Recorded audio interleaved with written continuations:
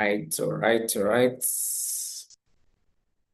So it's getting up for us to be able to get started.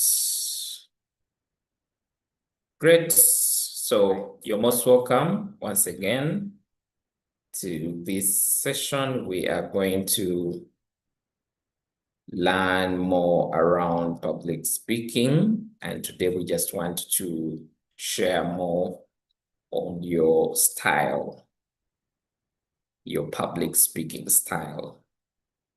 And I want to use this slide. Great. So you're most welcome. Once again, my name is Coach Samuel, and this is the Transformation Professionals Club mentorship program in public speaking and communication skills in partnership with Signature Speakers. So today we want to understand, how do you choose your style? How do you choose the way you show up on the stage? And as I speak to you today, I'm understanding that you are uniquely built as a speaker, and you've also seen a number of speakers. You get to realize that each one of us comes with a different energy.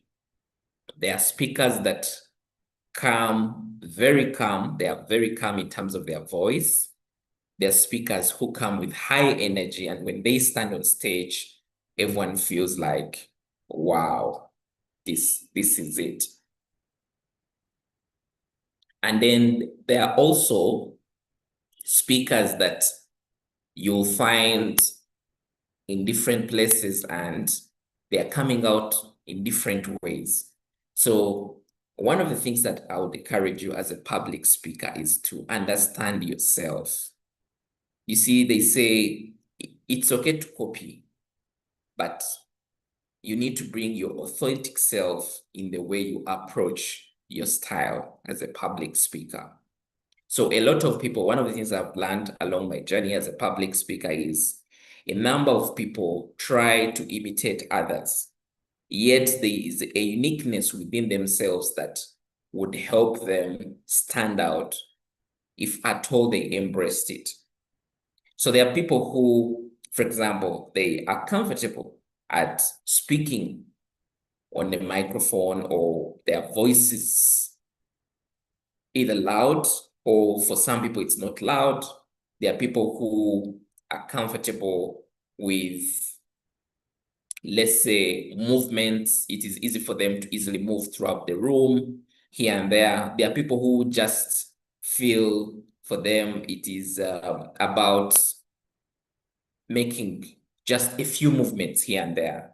So it really, really varies. And you, as yourself, as a public speaker, you need to continuously understand, what is that my style? Now, style is usually influenced by certain things, and we just want to see. So one of the key things that what we want to talk about is, how do you create positive impact and connection? Again, as a speaker, remember, whom are you talking to? You're talking to an audience.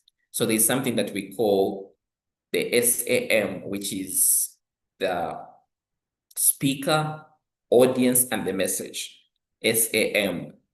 That acronym or framework means that as you look at yourself as a speaker, what makes you as a great speaker is not just about you as a speaker, but also the people that you're speaking to, your audience, which is the A.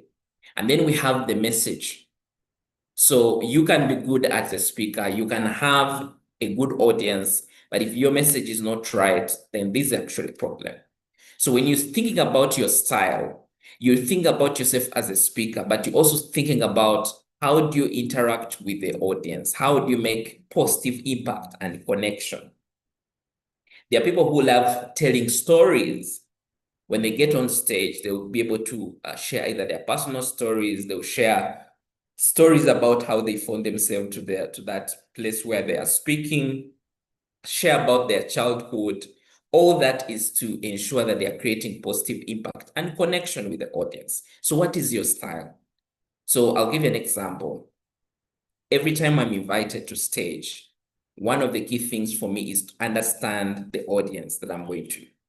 So I'm a person who loves stories, and I'll be able to share my first time speaking on stage, my first time in my career, my first time being a leader, my first time I started my family, my first time while at university. So I'm able to relate this based on the message that I have. If I'm sharing about, for example, about my first time speaking, I'll say I struggled to even raise up my hand because I felt like people will not maybe feel my message. I was not worthy sharing my message. And that alone held me back in being able to deliver my message. So one thing that we want to also share is the communicating with impact. Now, every great speaker, every time you get in any room, you're asking yourself, what impact have I made? Now, impact is around not you as a speaker, but the audience. From what state did you find them? And to what level have you taken them? That is the impact. You see, there are those speeches that you get away from and you're like, wow, that message was exactly speaking to me. Now, that does not come with a mistake. Any great speaker, before they get into the room, they're asking myself, what impacts does my message deliver? Again, it's not just about just speaking. That's why we call it communication. Communication has a feedback. Communication has another party on the other side. So this is important. And then one of the other things that we also want to understand is the engagement and interaction. So there are speakers who love interaction. For them, it's not about the PowerPoint. It's not about the message. It's about, can I engage this audience? We usually have a common term called facilitators. People who just want to facilitate the message. For them, all they want to, when they get into the room, they want to utilize the ideas that are within the room. Because you see, if you get an opportunity to speak to an audience that is informed, maybe they are professors, their subject matters, you're asking yourself, what am I going to share to this audience? How about I started from a conversation basis? Recently, there was a training I was doing with the employees of NSSF. And as they invited me to offer that training, I asked myself, these people understand leadership more than I do. What can I share with them on this topic that may make them feel like this is something that I know, or this is a topic that I have actually also been able to grow in. Then I said, I'm going to have an interaction. Then we went into a session where I asked about experiences. People were able to share experiences we're able to get into different topics, and people were sharing experiences. People were sharing their fears. And from there, you're able to come through as a speaker and build on and build on. And at the end of the day, you're creating impact because somebody walks out of the room to know that I've been able to express myself, I've been able to share the idea. The speaker has not just come through to share their message, but there has been impact in terms of how we've been able to learn together. And then, of course, we'll have the wrap up. So let's just speak about positive impact. How do you create positive impact? So there's something called speak with enthusiasm. Now, one of the things that you get to understand is every time you stand on stage, you're speaking to human beings. These are human beings that have had maybe bad morning. These are human beings that have just had a celebratory mode. There's something that we call reading the room. Every time you get into any room, you're asking yourself, what do I see? What does the audience say? You see, they say there are certain things that people say, not through words. So being able to connect with them with enthusiasm, is something that is very powerful. Share stories that people are able to relate with. And again, this also gets down, one of the things as a speaker is that before you speak, ask yourself, whom am I speaking to? Every time I get a chance to speak to an audience, this week I was invited to speak at one of the TVs, and I asked them, what is the audience? I was speaking about business, and I was asking them, what nature of entrepreneurs listen to your message? Are they people at a higher level in terms of their entrepreneurship? Are they people who are just starting out in their businesses? And the TV responded to me and said, these are people who are running their own businesses, much like they have their TVs within their shops, so they are listening to the messages. So these are people that run the Montwawas businesses, normal businesses, restaurants, and so on. So you speak at their level, where you don't get into complicated terms. The same thing, even if you're doing, for example, videos, ask yourself, who is my target audience? One thing I would say, and I've been able to experience as a speaker, is you can never speak to everyone. And that is a very important thing. And each one of us has a message for someone. Again, when you are trying to create your style as a speaker, understanding who is in your audience is also very important. Let me tell you, if your target audience are teens, you better speak like teens. If your audience are adults, maybe Gen Zs or older people, you need to find your style, okay? Build rapport with your audience. So one of the things I used to do as a speaker earlier on in the early days is just wanted to deliver the message. But one of the things is when you get on stage, one of the things that is in the other person's mind, they're asking themselves, what new thing is Livia going to share? What new thing, why Namara of all speakers, or why Esther? Now, building rapport again gets down to understanding your audience. As I mentioned this, I've mentioned the names of some of the people that are here. Sometimes building rapport is being able to share a message that resonates with the audience. You're like, oh, I understand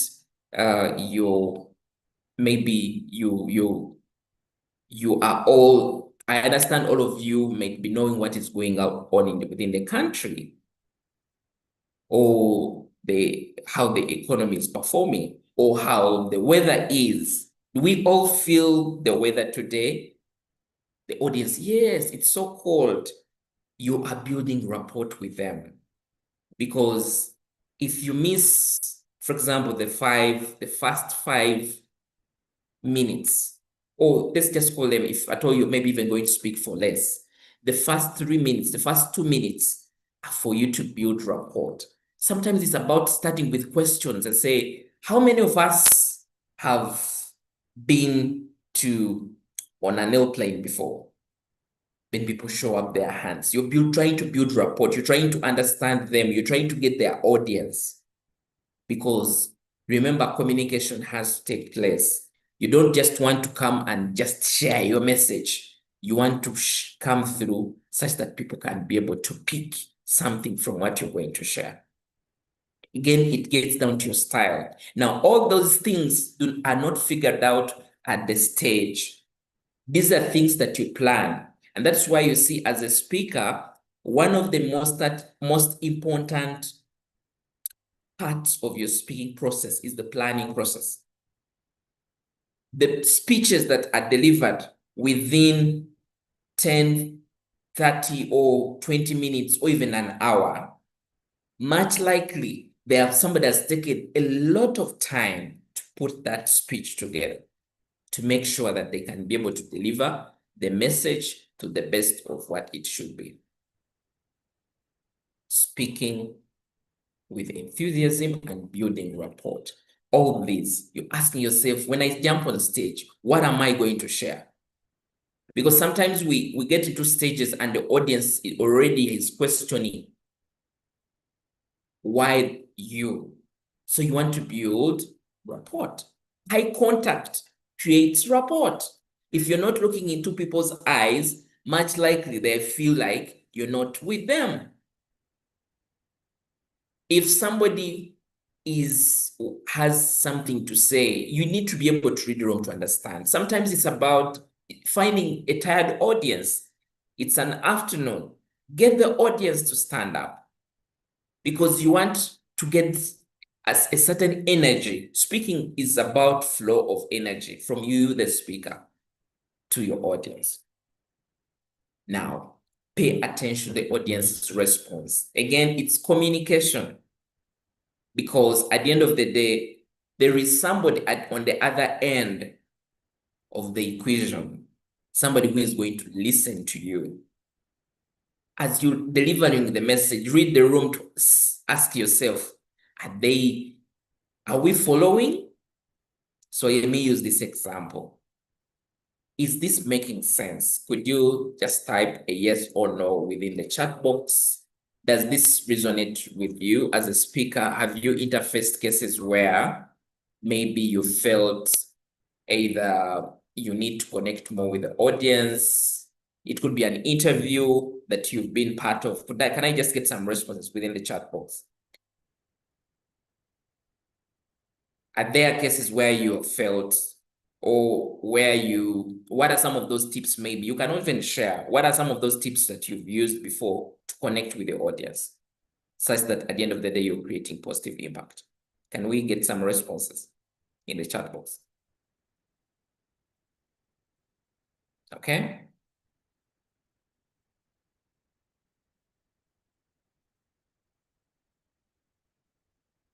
We can also have somebody, in case you'd like to share, you can just, instead of typing, in case it's long, please feel free to just unmute and make a comment on this that I'm trying to share.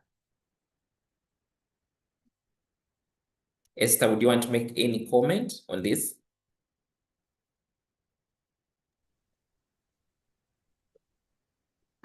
Yes, good evening once again. I've Yes. never faced this, but I share since most of the time I'm interacting with the students, so I share my experience, how I left campus and I didn't have any hands-on in accounts and also managing the computer equipment. So that encourages them to understand what I'm saying, and also they pay attention. That's what I can say. Okay, that's powerful. And when you share about the aspect of the student, that gets me to remind me of my experience as a trainer, but also as a lecturer. One of the things I would want to tell you that when you are teaching a class, there's something that you're able to read from the face of whether somebody has understood or not. So they may not either tell you they have not understood, but from the look of things, you're able to understand. When we're speaking about aspects of enthusiasm, one of my friends was telling me she went for a training, and when she got into that room, the trainer expected this person to have some basic knowledge.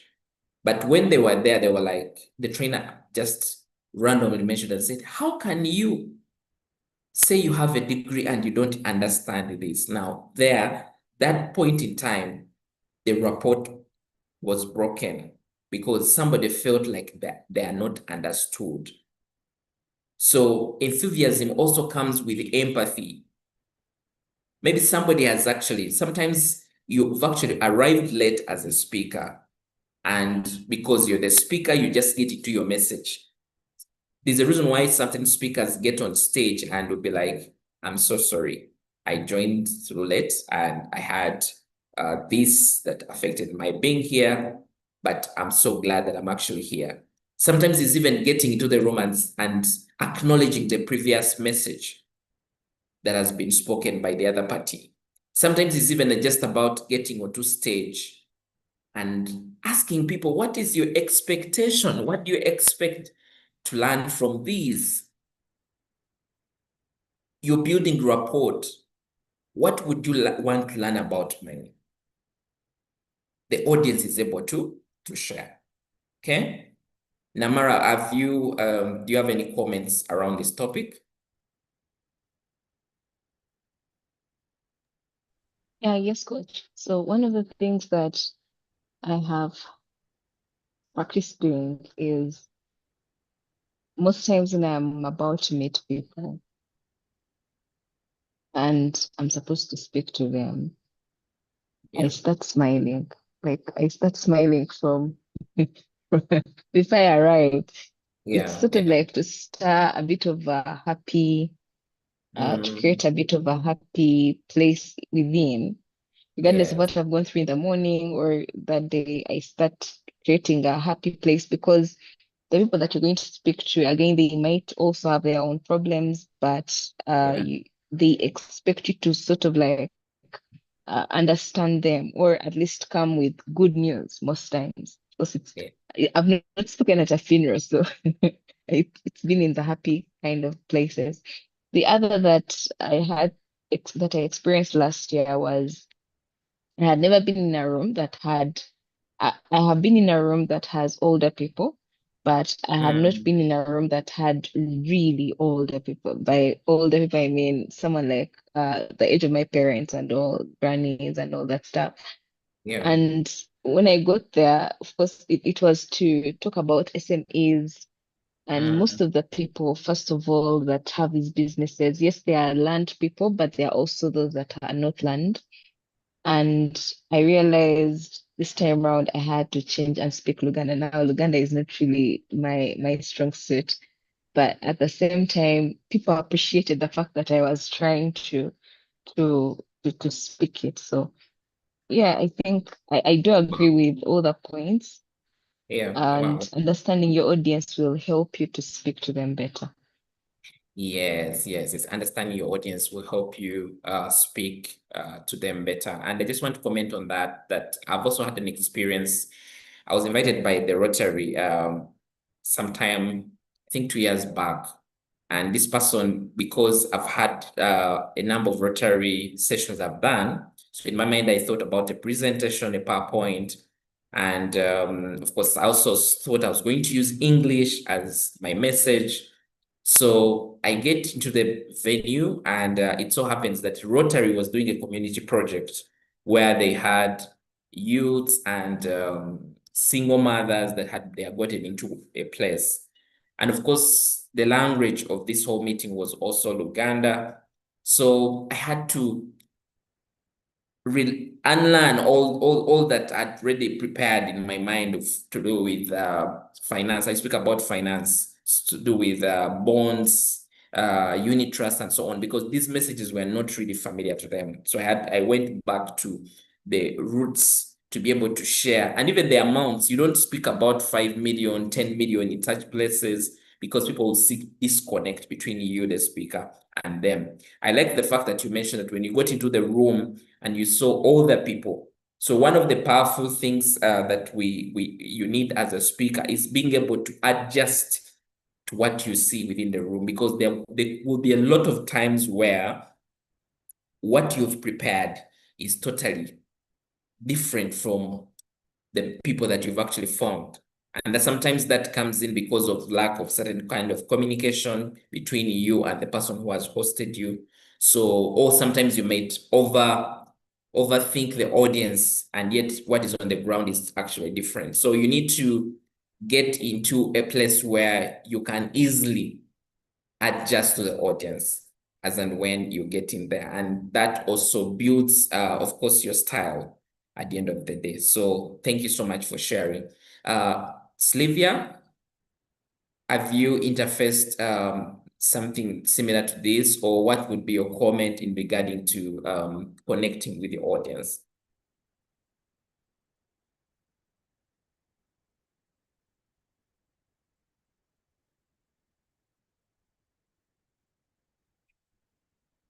Slivia, are you there? Hello. Yes, Yes. I'm there. Good evening, everyone. Good evening to you, Slivia. Yes.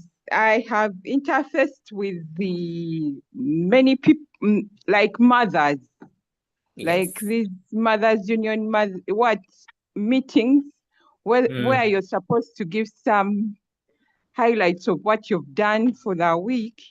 So you Yeah. have to relate to community activities, like how you've impacted to the mothers, like the young mothers, the girl child in school, how you're trying to keep them in school, all those Yeah. related to that. So you have to be in that angle of, like, you're helping them to build their goals. Does that make sense, Ra? Yeah, it Yes. does. It does make sense. And I like the Yes. facts. So it's more like as a speaker, sometimes you find yourself at a hard advanced stage compared to your Mm, audience.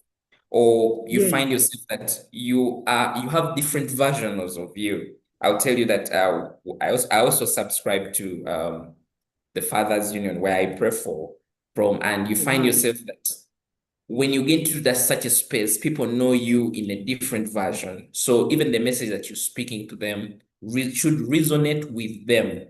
You don't bring in things and somebody like, but this person is speaking about things that are not related. Like there are conversations where you telling them about AI and they're like, no, this is not why we're here. Like it doesn't make sense. So like why would you say such? Because it doesn't resonate. So thank you so much for sharing onto that. Again, it's about, I use this example because we're at this point in time where we're doing the pay attention to the audience's responses. So I've intentionally gone ahead to hear from you that are attending this session, such that I'm able to understand if there's a message that is being communicated. So as a speaker as well, you can use the same tactic. Every time I'm going to speak, I'm asking myself, are there certain ways I'm going to engage with my audience? To just be able to appreciate engagement with your audience also sometimes helps you get their attention, because you see, we live in a distracted world. And at the end of the day, sometimes the problem is not even with you, the speaker. Like sometimes you leave a room and somebody's like, have you understood this? Is there something that you've learned? And maybe somebody totally does not have anything because you didn't bring them to participate in the message wholesomely. You left a space for them to get distracted. Either you're teaching, either you're training, all these things are important. Okay? So refer to what the audience already knows. Speak about relatable things, relatable areas. You see, we listen to a lot of Western speakers who speak about things that relate to the US and so on. When you're speaking to a graduate here, or when I speak about personal finance, I'm not speaking about the quit your job that the US might be preaching. I'm speaking about things, basic things, saving, speaking about amounts that are realistic. The outside world speak about seven figures, billionaire and millionaire and so on. You speak about things that relate, that the audience already knows. Yeah. So communicating with impact, again, what is important for us here, and you get to realize and around, it's not just about the message that you're using, but also the tone that you use and your body language. So there's something that is really surprising, and every time you're getting to a training or you're sharing about public speaking, people get so surprised that the words only take just 7% of your message. Now, one of the things that you get to realize is that every time, for example, I'm having this session, I'm trying to make sure that, for example, my camera is on. Why? Because I understood that, okay, if my camera is not on, means that I now only have the words and the tone. I don't have the body language. Yet, if I want to deliver a message, then I want to make sure that I can leverage some aspects of my body language. If it's an in-person presentation, I'm going to share with you how these numbers work for, again, for a virtual presentation. So if it's an in-person where you're in the room, means that the body language is going to come through because I'm going to stand, you're going to see my face, you're going to see how my hands are moving, you're going to see how I'm using the stage. A lot of things are going to happen. And 55% of that forms part of the presentation. The tone in terms of how I'm communicating certain things. And of course, one of the things that you need to learn as a speaker is to be able to emphasize certain points and lower your voice down. Sometimes that lowering helps also emphasize certain points for the audience to know, okay, this is important. This is important. This is less important. So being able to vary your tone, even how you bring your vocal. Sometimes there are people who are speaking and somebody's like, but we don't hear you. Can you raise your voice? So the tone helps you also command the room. Being able to speak, it's not just about speaking loud, but being able to speak with energy. Because at the end of the day, if somebody's just come, people, this public speaking thing is good.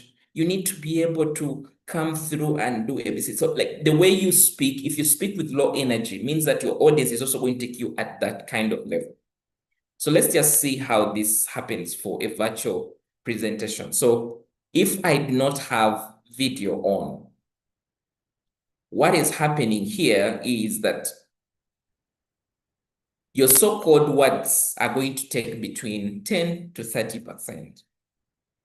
And then the tone that I'm using is going to take a huge percentage of my presentation, the 70 to 90%.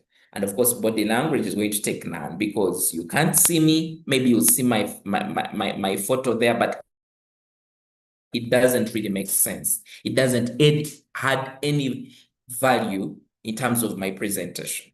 So again, when you are making virtual presentation, you need to make sure that your tone is varied rightly, you're audible enough. That's why some people will go look for maybe earphones. They will get external microphones. They will just check through the audience to say, are you getting me? Is my voice clear? Because that is very important. So that's communicating with impact, okay? So yeah, this is more just to elaborate on what I'm just sharing, the law of familiarity, varying your pace, pitch, the volume of your delivery, articulating your words. Remember to breathe. Now, one of the things that I've come to see, especially with certain public speakers is, and again, this is sometimes about, some people are fast speakers, so they'll speak and speak and speak and speak. Then there are people who are able to speak, they speak slowly. And then there are people also who are able to speak and then make pauses. Now, the pauses helps you hold your breath. You see, even when you're holding your microphone, there are people who speak and you can hear their breath through the microphone. So the breathing helps you also calm your nerves. Sometimes the fast breathing comes in when we are under stage fright. And one of the things that has helped me, especially overcome stage fright, of course, is preparation is one of the key things. But when you are in that point in time and stage fright has actually come, is the deep breath, being able to breathe 1, 2, then 3, and that in itself is able to catch a lot. Every time I'm getting to the stage and there's anxiety, there's stage fright, like I feel like I'm a bit afraid, I just take that moment to just take that breath, and before you know it, you actually, yeah. So I just mentioned about the power of a pause. When you are sharing your message, take time to take pauses. The pauses help your audience to think, because at the end of the day, again, the pauses have to be intentional. You don't just pause and the audience is wondering, what is he going to speak next? The pause is intended for the audience to be able to reflect on what you have just shared. So all this is important for you. And again, body language, eye contact is very important. One of the things that I was earlier taught in public speaking, and this was so much earlier in school, was the aspect of just look at the top of people's faces, the other side. But as I have grown through as a public speaker, I've grown to understand that just looking ahead of people's heads, yes, will help you be able to just deliver the message. But what is going to help you connect with the audience and help you deliver the message that you should be delivering is how you give them the key eye contact. Being able to look into their face. So you see, even when you are doing a recording, let's say on either laptop or the phone, there is something that there's a button on your phone which is more shows a point where where you should be looking when you're recording using your phone. Because at the end of the day, somebody who is watching you, they need to be able to watch you look at them. So that's why even most of these devices have that point, that round point on the device for you to be able to.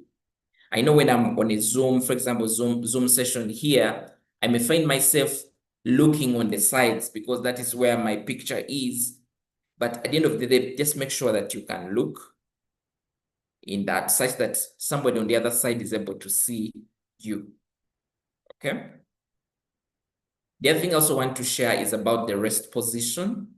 So when you're speaking, for example, on the stage, there are times where you're going to move across the stage. Then there are also places where you're either going to stand on a podium or you're going to stand on one side.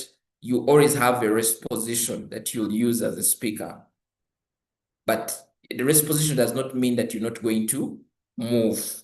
You have to make sure that you can be able to make those purposeful movements. And then we have the gestures. So the gestures about either you're using your hands, you're either showing maybe things at a higher level or showing them at a lower level. The gestures are very important. The gestures could also be a smile. It's also a gesture in itself, how you're looking at people. So being able to add at least some signs onto the way, just like the way, if you're speaking to somebody who is not hearing your message, ask yourself,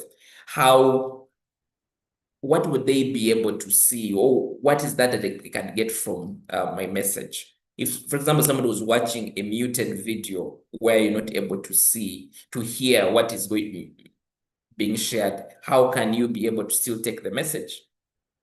These days, technology allows us to put some captions on our videos that people listen to our videos when they're on mute and still able to get the message. Movement is very important. Now, a number of people love the rest position, just be in one position.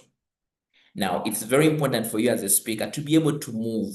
When you're moving, you're commanding your audience. You're commanding that stage. You are utilizing your stage to make sure that one side of your audience is getting the same energy as one side of the other audience.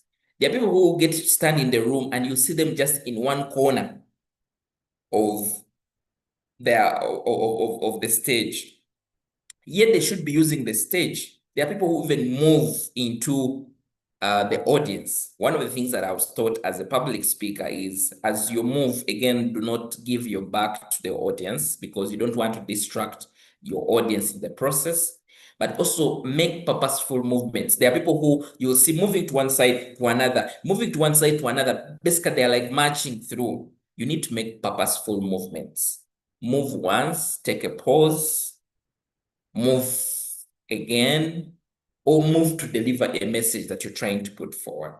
All these are taking the percentages that we just mentioned earlier on one of the pages here. The 55 for the in-person presentation, that comes through very well, okay? Okay, so I just want to first pause it at that point in time and take some reflections here. when it comes to stage, when it comes to the body language, what are some of those things that you've used, that you've seen work in making your speeches, if you have used any of them? Or what is your greatest struggle when it comes to body language? Can we hear? Esther, you can go first, then we hear from Namala, then Sylvia.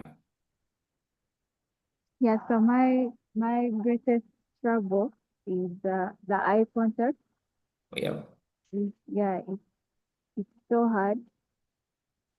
And the gestures that I've used the smile. It works very well.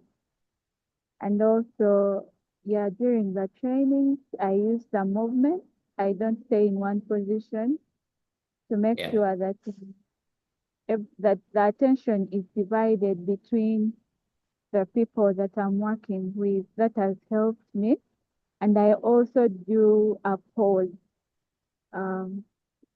When things get tough, maybe the complex accounting terms, or I take Yeah. a pause and I ask questions, and that has helped me and given me positive feedback.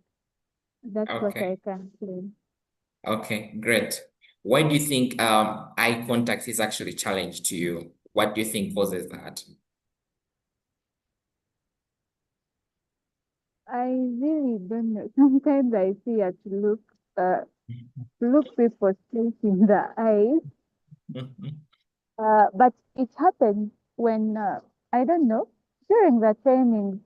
Eye contact is easy, but maybe let me say one-on-one eye contact becomes very difficult. So I don't know how to go about that. Yeah, but Okay. during the trainings, when the trainings are so interactive and maybe at their highest point of peak, I Yeah. find myself that I'm free. I look into people's eyes, but when, for example, one-on-one camera things, it becomes very difficult. Okay. Okay. Yeah. Of course, it's a process. But one of the things that for me has also to me when it comes to eye contact, it's an area that I also had to grow through. One of that I think helps is building your personal confidence in terms of how you show up or before people. So the reason why we don't want to look people into our eyes because we think they are judging us. So you need to continuously, when you continuously do it, again, it also comes through practice because you get to understand that when you look at people, sometimes you think that people are going to be harsh at you. There are people who look at you and they smile. Sometimes even when you're doing the trainings, when you look at somebody, there's a certain connection that you're able to get. There are certain people that I've had people who have said that if you're in a room and maybe you're doing a training, you can be able to you can have maybe 3 or 4 people in different parts of your room. You can have maybe somebody at the back, somebody at the front, somebody in the sides, and the other that you're able to put your attention to as you're making your eye contact, such that your eye contact is spread through. Because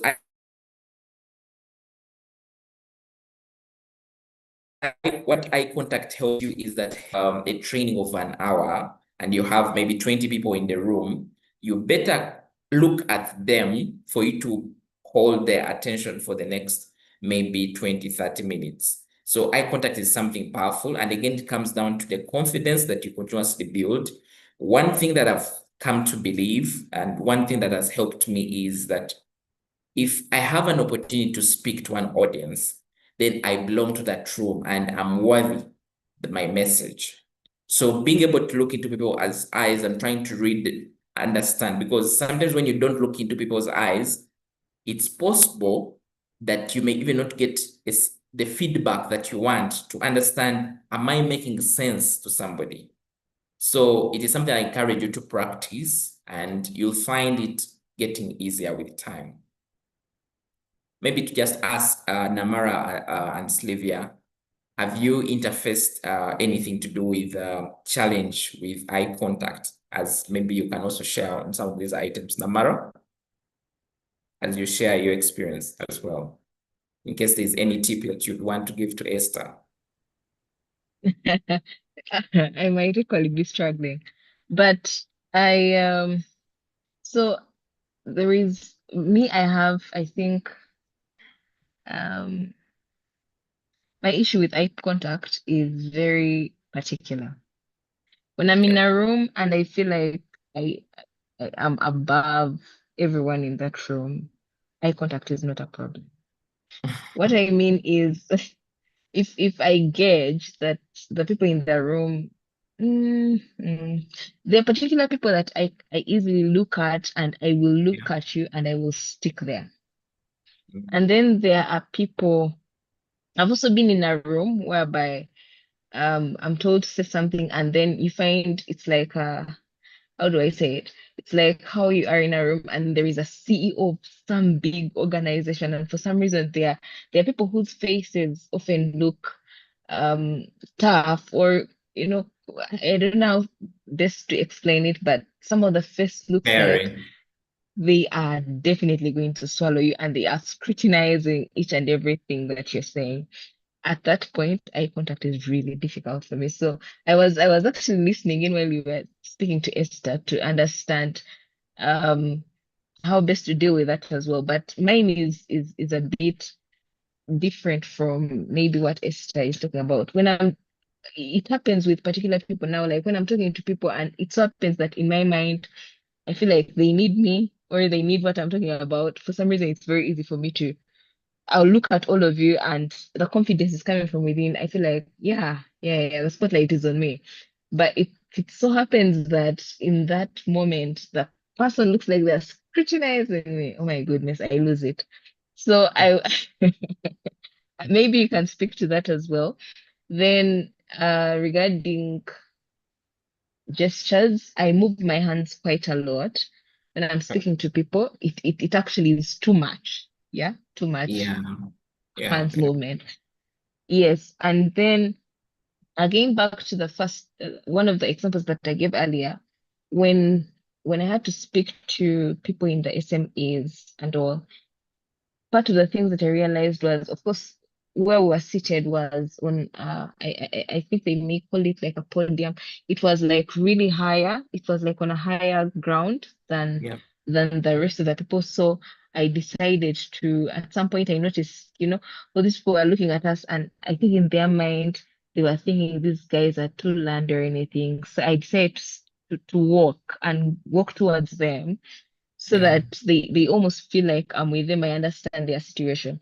And again, considering that I was younger than all of them, maybe it was that they could also feel like, no, you're not really the best solution. You also understand that when people are talking to, like, if a mother is talking to a fellow mother, they feel like, Yeah. this person understand.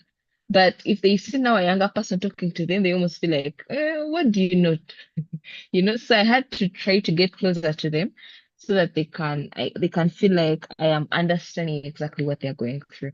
But I'm also waiting for the tips on how to deal with my eye contact thing. Yeah.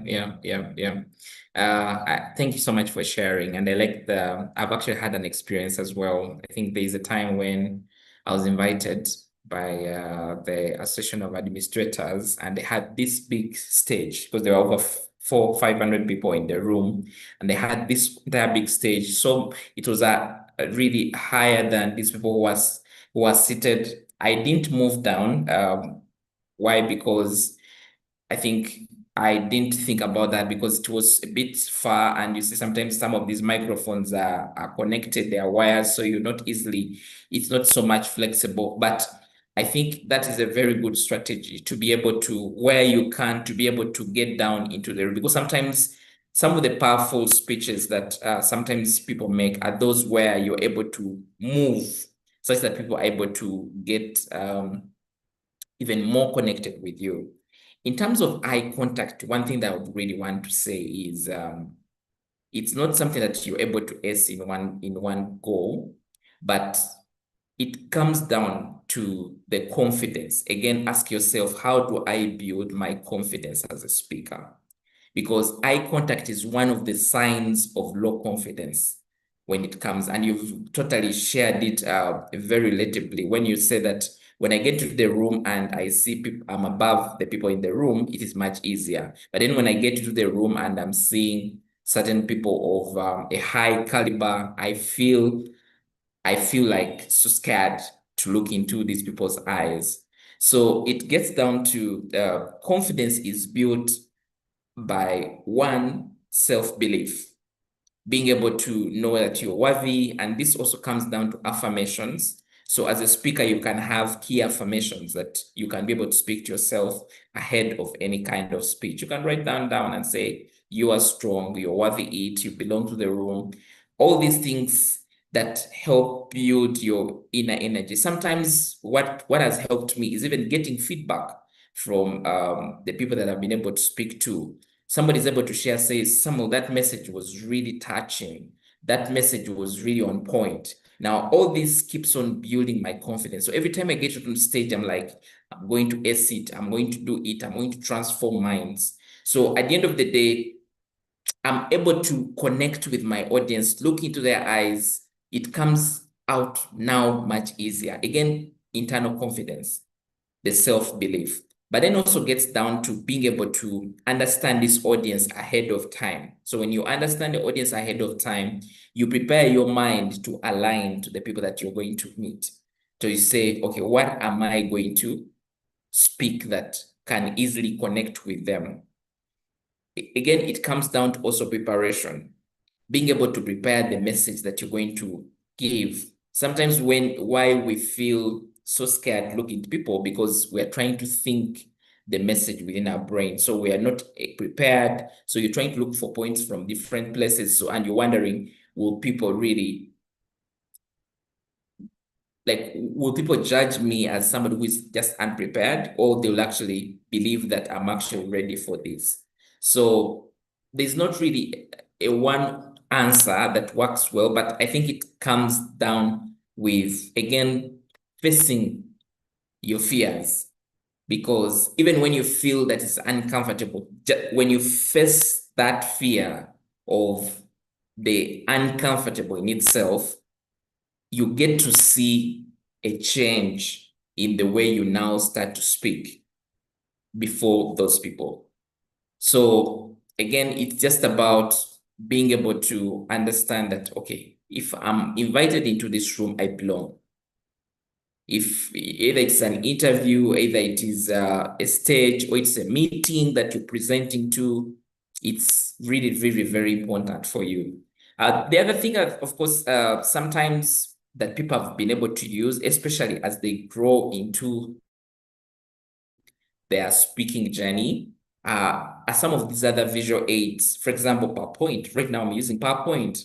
So what this means is that people are going to not just put their minds onto my face, but they're going to be able to put some of it onto the slides, onto what I'm presenting. So being able to use some of these visual aids also removes the attention away so much from you and puts into some of the other things. Again, these PowerPoints and other things may not really to draw away the audience, but there are also some things that you can leverage on, such that you're not just the point of everyone is looking at you, but people are able to look at some of the other things. One of the other things that also do is sometimes when you, at that point in time and you're feeling stage fright, I like to throw back the attention to the audience. So I'm able to ask a question and say, how many of us have ever served, and at the end of the year, they find themselves with nothing on their bank account? They intentionally started saving, but they found themselves with nearly nothing, yet they have been earning a salary. And then you find people raising up their hands. And then I'm like, could you just share your experience? What do you think might have led to that? And just something like that, I've just tried to do here, to be able to say, oh, Esther, tell us what has been your experience with some of these things. In one or the other, you are building rapport with the audience, but you're also driving the attention away from you to now be on Esther, who is sharing the message. So it is easy for you to easily pick up as a speaker in that whole moment, such that you know that. And of course, the other tip that definitely again I'm also going to share is how even you've been able to show up into that room also matters. Because now either you are a gentleman or you're a lady, one of the things sometimes what kills our confidence is we're in our minds asking yourself, what are people thinking about my outfit? Does it make sense? Am I comfortable in it as well? There are people who you'll find they're in outfits where they're not comfortable. They are struggling. So they already in their mind, they know people are judging them. So as a speaker, find comfort in what you're putting on, and also be in a kind of something that in an outfit that gives you confidence as a speaker. When you get me to some of the stages, when I'm invited, you find me in my tie, you find me in my suit, because all that is to build my confidence to be able to. So even when I'm sharing, I know that I'm commanding the room. So it's an entire process, but it gets better with time. So I encourage you that start to do it, and with time it will get better. It's just about facing the fear. Again, doesn't come easy. We don't do it because it is easy. You do it, even the person who wanted to really scare you, when they see you with your eyes, you crossing their eyes, like your eyes crossing with them, they'll feel you're confident. So in that way, in itself, they will give you audience in terms of the message that they are giving you. Eye contact is a very powerful tool for each one of us. Okay, so that is powerful. So we have very few minutes, so I just want to share something with you. Let me just a moment here.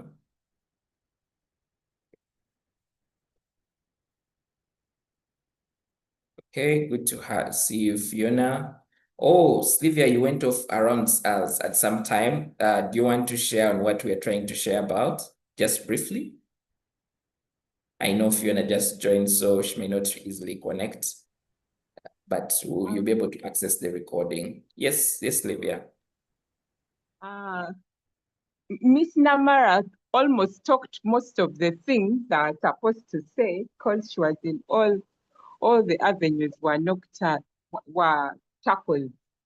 So especially that bit of when most of the people are your seniors, they're these big people, the commissioners, as in you're already looking at them and they're already rating you, or they're, in your mind. They may not be doing that, but for you in your mind, you're thinking, oh, what are they depicting of me? They're like, such an incident, how you can get over it.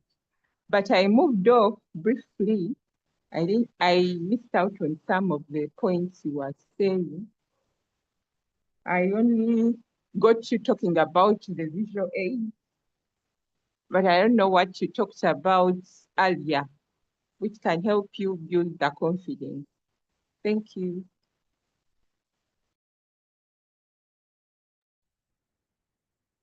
Hello? Yes, that's Livia. Thank you so much for sharing, and that is really powerful. So I just want to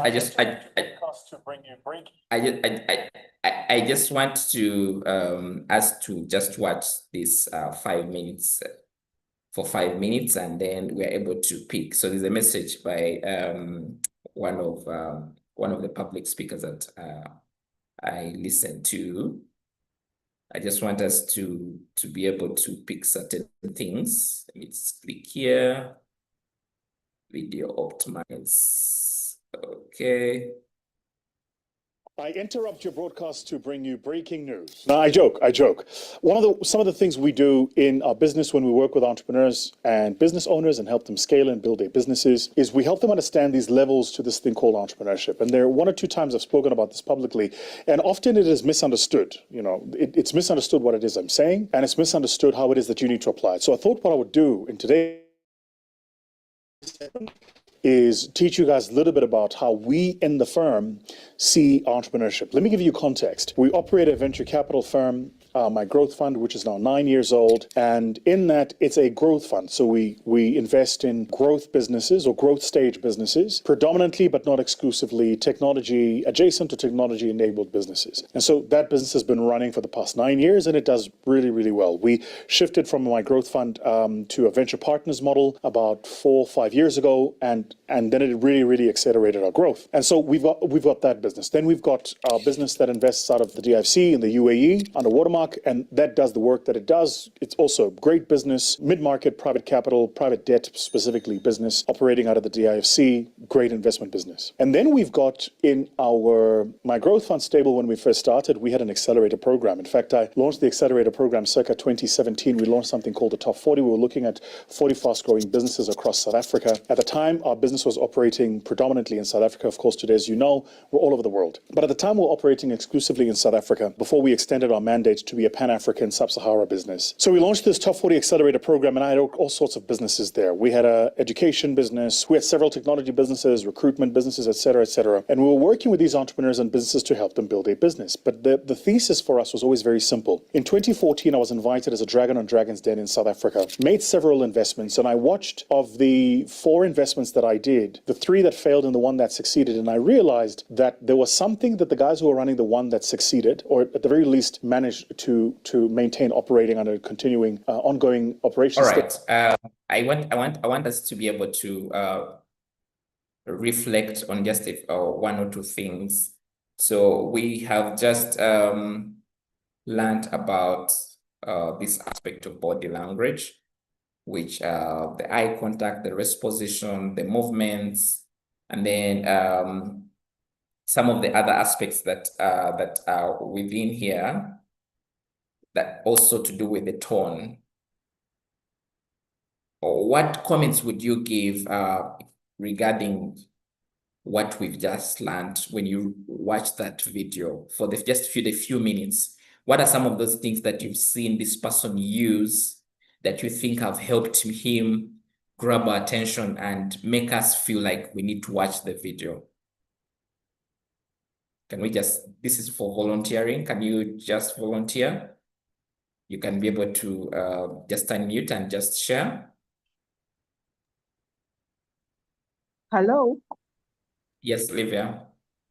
His ability to look at us, focusing on us, when he's talking, like he's looking in the camera full time, makes you look, concentrate on him because he's looking at you and you're following.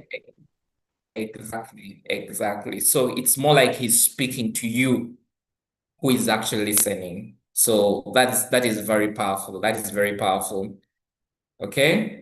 Let's hear what do you have to say, Esther, from what you see in that video? The gesture, the way he's using the body language, and also the tone. Okay, what's about this tone? The tone is calm.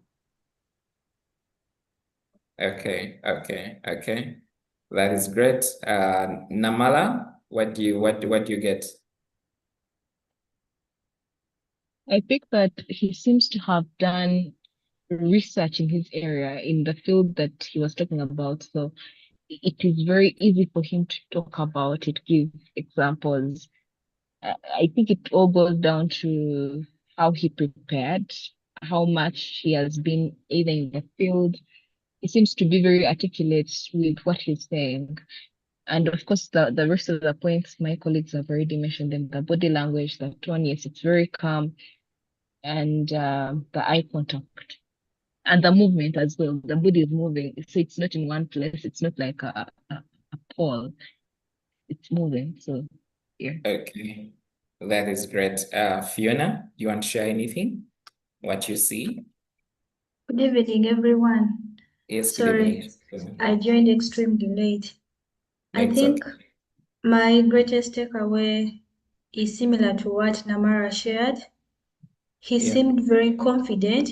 His presentation is flowing seamlessly, and it clear, because if someone knows what they are talking about, they have the content, it eventually attracts you because you have confidence in them that they know what they are speaking. So he had that, and it's what I mainly Okay, great take sharing. away. And maybe I agree with all that you have just shared. I'll just add and say that one of the things that I see even as I watch the video is being able to understand how he's communicating his message to the audience. So you get to realize that he starts with a story. He gets us into a story. When you watch this entire video, you get to realize that his message was very detailed, was trying to speak about how you can move from a freelancer to become a founder.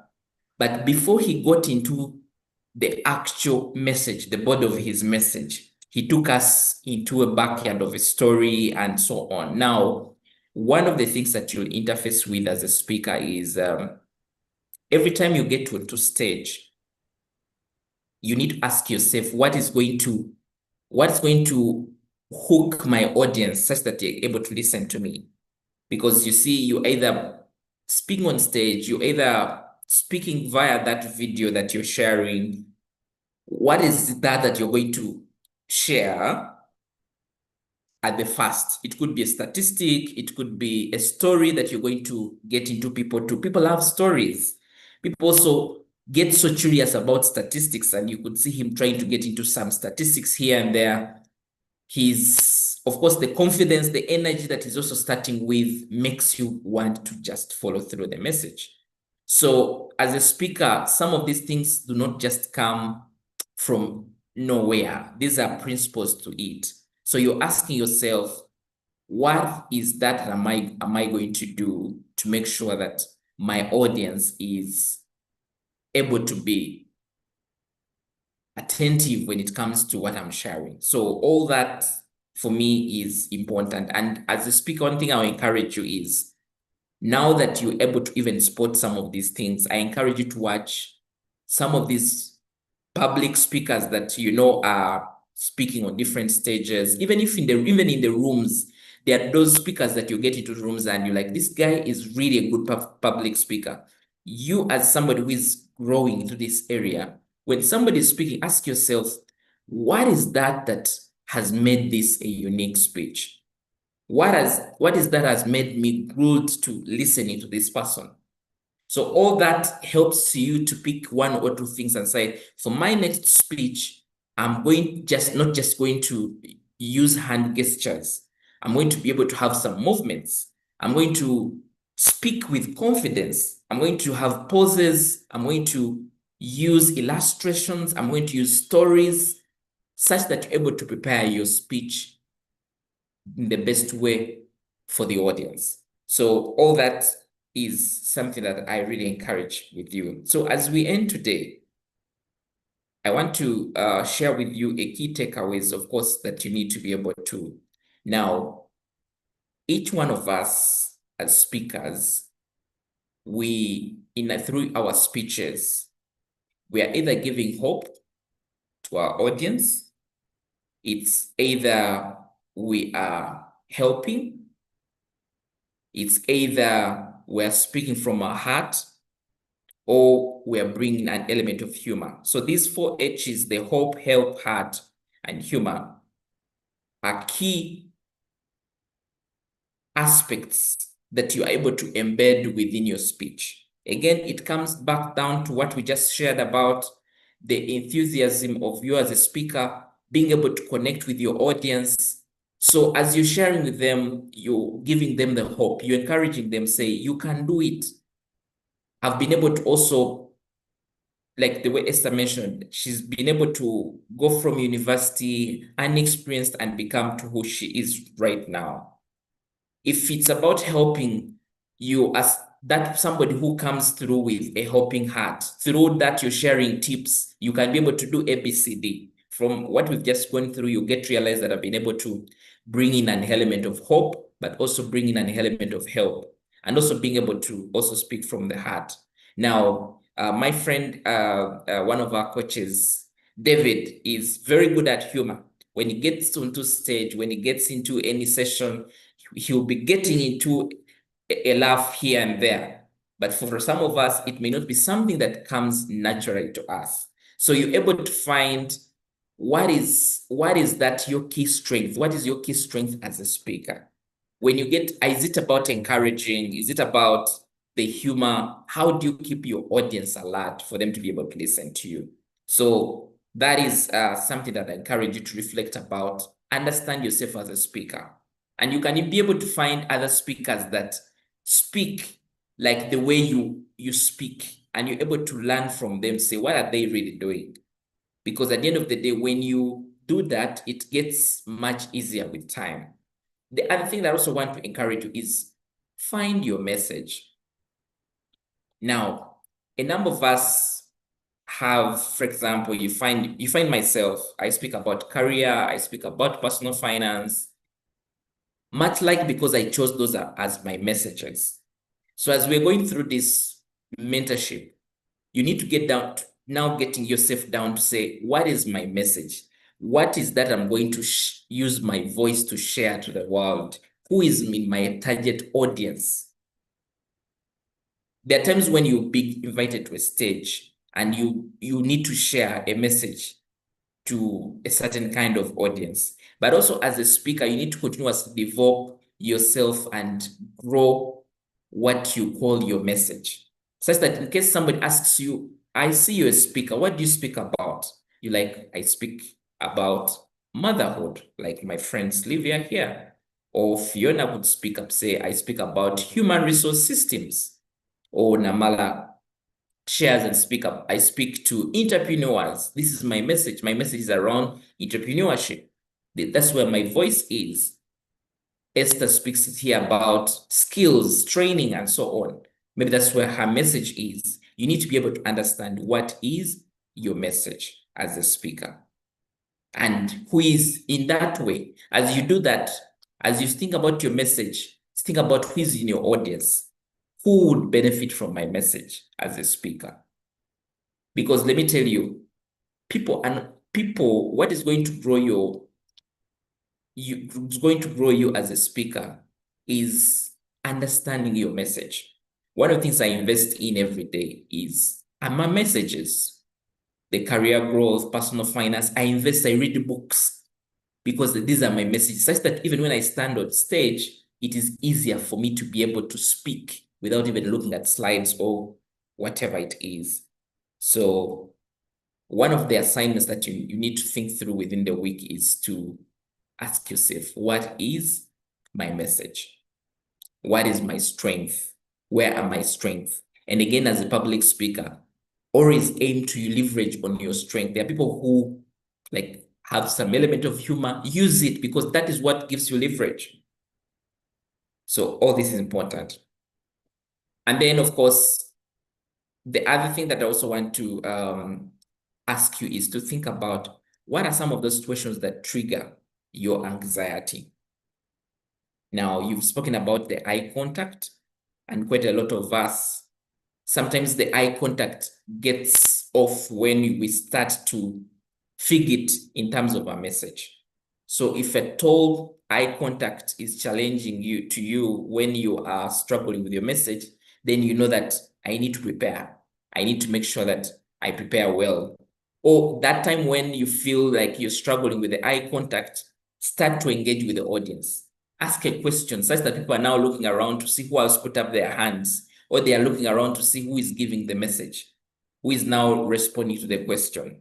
All these things are techniques that you're able to build as a speaker. And before you know it, you have started to ace your presentations in the better way.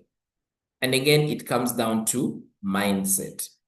The confidence, the key strength when it comes to being confident is the self-belief. understanding that you belong, understanding that your message is needed. You see, when I was starting out as a speaker right away from university, I thought maybe no one needed my message. But as I built on to speak, you get to realize that at every stage of your life, there's somebody who needs your message.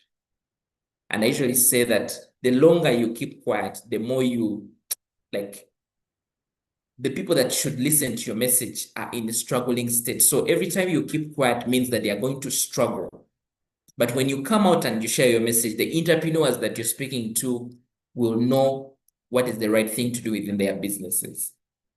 Either the mentors that the children that you're mentoring will now be better. The people that you need to be training should be better. So all this should get us to encourage us within our spirits to know that, okay, I need to speak, because this is not just about me speaking words, but I'm speaking to be able to create meaningful change within my audience. Okay. So at this point in time, I want to pause and take any questions that we might have. I see some comments here that have come within the chat box. I think this was Fiona who was saying from the last slide shared, one thing I struggle with is making eye contact. How can I improve that? So I've mentioned a few points here and there. When it comes to eye contact, again, I mentioned and said, if you are in the room, for example, find 4 people at the back, at the front, in the sides that you're able to look at, people that are that give you energy as a speaker. So that is one of the powerful things to do.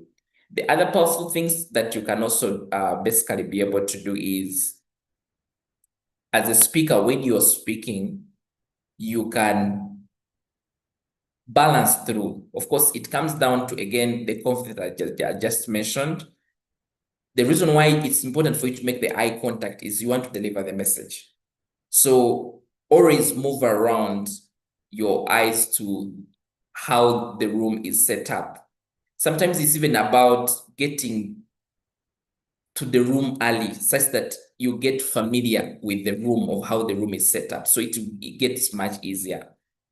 It also cascades down to the confidence in terms of how prepared you are. Because when you are prepared, means that you're going to have some inner confidence within you. Sometimes it's even how you have showed up in terms of your presentation. Are you comfortable yourself? If you're comfortable, means that you're not going to look into people, you're not going to be there and you're in fear of what people are thinking about you. So all that comes with time. And of course, the other that I also want to say is practice. Every time you look into people's eyes, your brain is getting comfortable. It's just like a marathon. If you're going to run a marathon, you need to have several weeks of preparation of getting your muscles into that place. So the same thing with eye contact. It doesn't come easy, but start to make it intentional. Every time you find yourself looking down, remind yourself in the brain to say, Samuel, you need to be looking at people's eyes. Look at them. Look at them as over time, it's going to get easier and you're going to get confident about it. Okay? Yeah. So friends, I think it's 9, and I just want to appreciate you for being part of this session, for your contributions. And as we conclude, again, public speaking is a journey in itself. And when you appreciate that it's a journey, means that you forgive yourself. You'll not be too hard on yourself, but you understand that every day it's a step that you need to be able to make to the person that you want to be. Sometimes it's not comfortable, but you will do it. When they say, who wants to volunteer to take us through this, you raise your hand, not because you think you're actually the most confident person, but because you believe there's something that you need to overcome. And you can only overcome it when you get into practice of it. So that is what I would really want to encourage you. So Do we have any questions? If we don't have any questions, we can have the last comments. We can have Esther, Namara, Fiona, and then Sylvia, based on how my screen here. Just your last comments on what we have learned today. What is your greatest takeaway? And then we're able to conclude. Again, this is a public speaking class, so I'm going to get you into a lot of sharing such that it gets even much easier. So, Esther, over to you. Okay, thank you very much, Coach Samuel. My greatest takeaway, I think it has been at the end, the mindset. When you have a strong mindset, public speaking comes as a result of your mindset. If your mindset is set that I'll speak, I have confidence, you will do it. But if you don't, still it becomes a problem. And then also about the eye contact issue, Yeah. it is also powerful.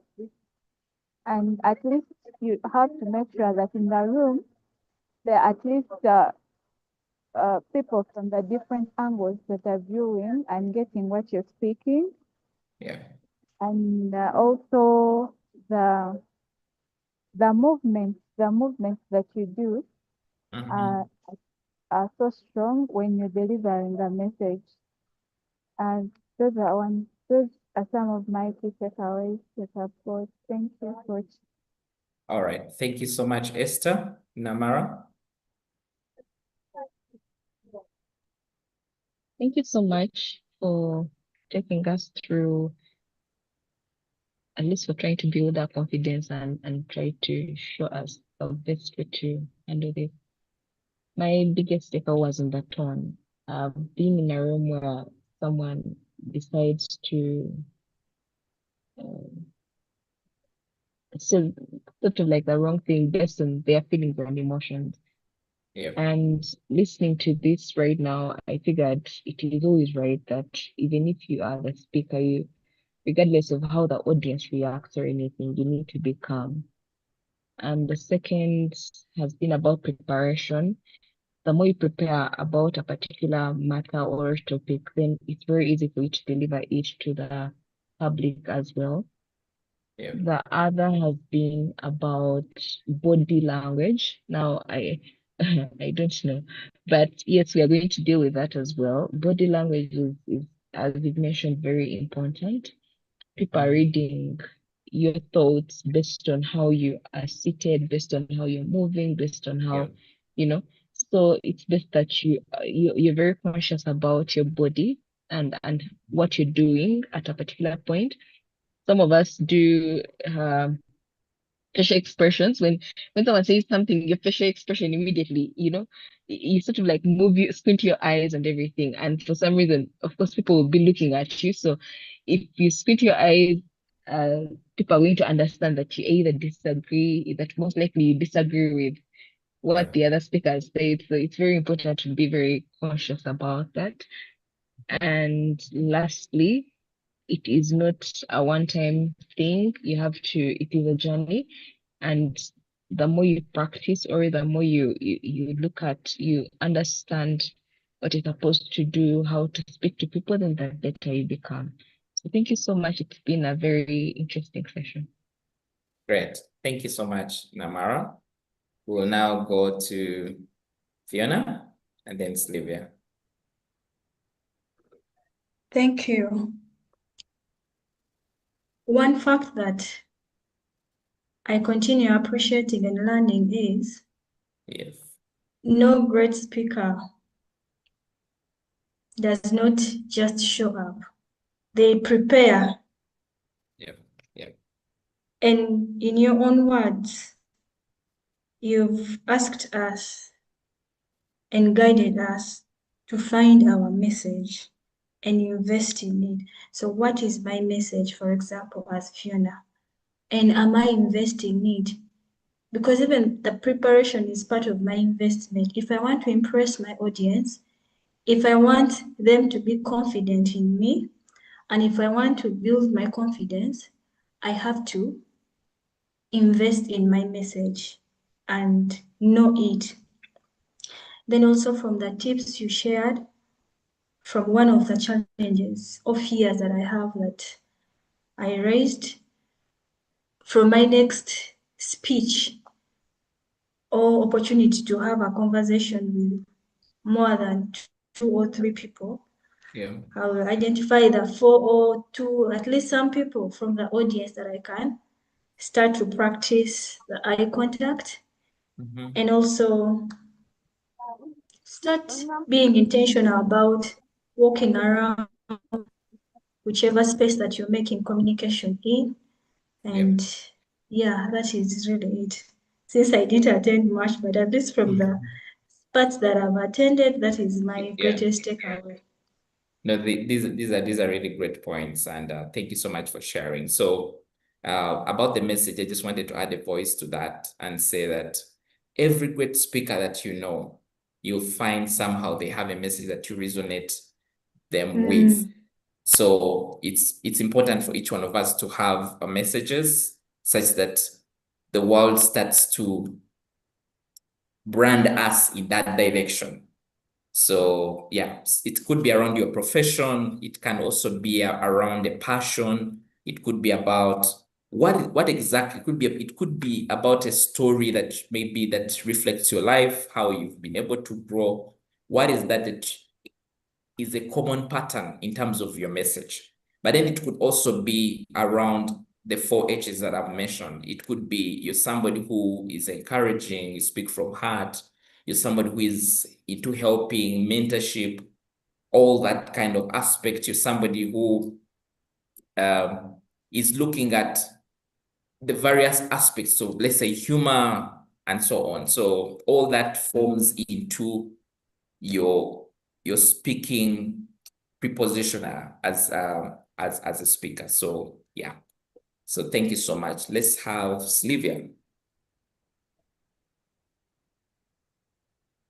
Yes, I have learned that we have to choose our style. We don't need to copy, you just have to learn to practice. I think with time, your style can come up.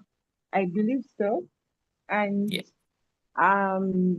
we've been encouraged to speak with enthusiasm so that we can build rapport with our audience, so that we can get down to the audience. Let the audience feel us, that we are part of them, that we are not like from Mars, like, sort of that. And